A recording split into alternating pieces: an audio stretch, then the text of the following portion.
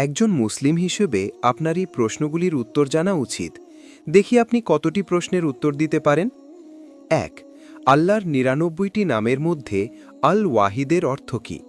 এ একমাত্র, বি আল্লাহ, সি সবার সর্বশক্তিমান।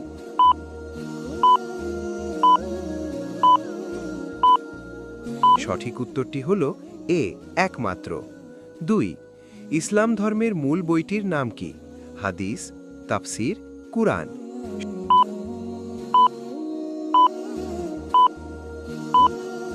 সঠিক উত্তরটি হল সি কুরআন। ভিডিওটি ভালো লেগে থাকলে লাইক এবং শেয়ার করে দিন দিনের জ্ঞান বাড়ানোর জন্য। ৩। ইসলাম ধর্মে খলিফাদের মধ্যে প্রথম নেতা কে ছিলেন?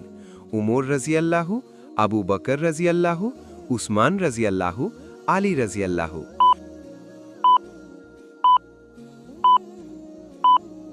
সঠিক উত্তরটি হল বি আবু বকর রাজিয়াল্লাহু।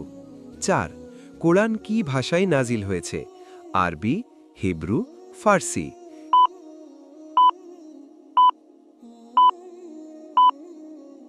সঠিক উত্তরটি হল এ আরবি।